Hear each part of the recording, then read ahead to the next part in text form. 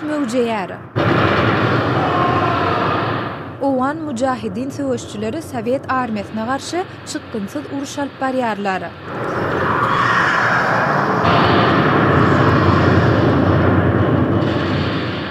Owasanyň Hırat şäherindäki Jihad muzeýinde 1979-njy ýyldaky Sowet basyp alşynyň ýygýanyndaky uruş şeýle suratlandyrylýar.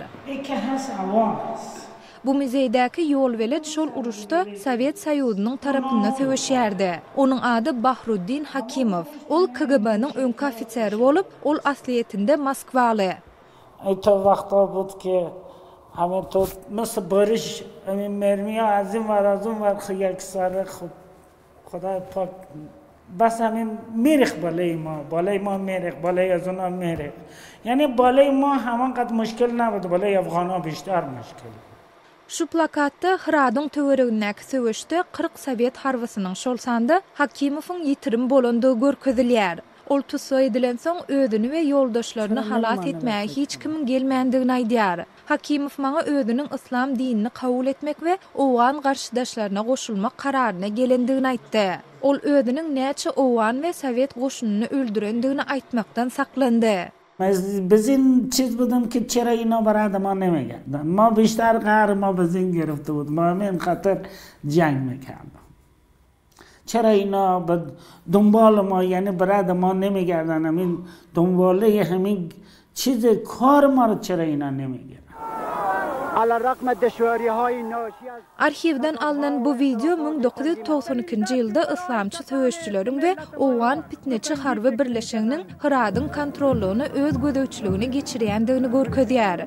Ýöne şäherde asudalyk uzak wagt dowam etmeýär. 1995-nji ýylda Taliban Hırady basyp aldy we onuň ýaşaýjylaryny islamyň aşa beýanyna görä ýaşamaga mejbur etdi.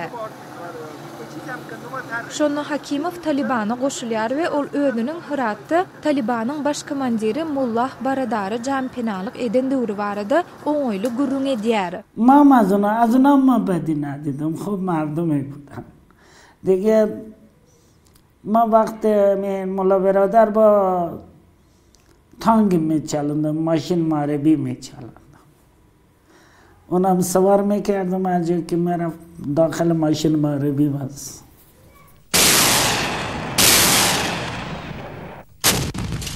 2001-nji ýylda Birleşen Ştatlaryň ýoldaşçylygyna basyp alışdan soň ýurduň ähli ýerinde Taliban häkimetden agdyryldy. Şonda Hakimow ýene öz tarapyny üýtgetmegi başardy. Bu ägirt rezidensiýa Sowet döwründe goşun serkerdesi hökmünde meşhurlyga eý bolan Ismail Hanyň öýü.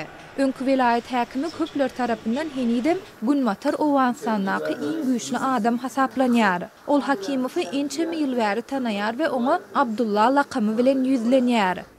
Abdullah bachchi bsa خوب است. Abdullah دیگه اعتقاد و باور نداره که دیگه به روسیه بره. اجازه تا حالا 2 دفعه ازدواج کرده. و خوب است که گفتیم قصه جنگ روسار به شکل واقعی چون کسایی که میای منظر جهاد میبینه باش که از زبان خود از نو بشنوه و مردم بیشتر ذهنشین و دلنشین میشه.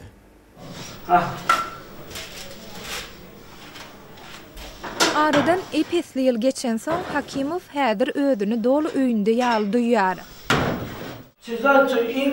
Onuň aýaly Jamila hem Hıratly bolup ol Hakimowyň dolu owan bolandygyny aýdýar. خوب و اخلاق داره، برادرامه، پدرمه، اخلاق از اینا خوش کردم.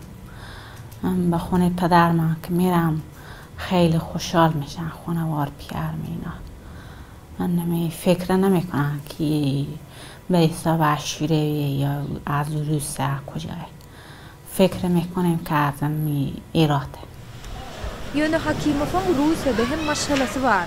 Ol özüniň erkek we gyz doganlaryny bu ýere geleni bäri ýagny 35 ýyl bäri görenok. Hakimow olar bilen indi ençeme ýyl bäri hatda telefonda da gürleşmeýär. Agar ona baxasti şad biýamady. Ya dowlat Russiýa ijaza nadada. ما بزنا نمیفهمم بعد اونا را از خود از اونا باید پرسیدن شه اونا اگه بخواستی تا به کابل خب میتونستن بیایم Biz Hakimov bilen gürleşenden soň onuň öýüniň daşynda goňşular bilen hem söhbetdeş boldyk. Käbirler onu dönü kasaplayar. Ýöne ol özüni owan saýar.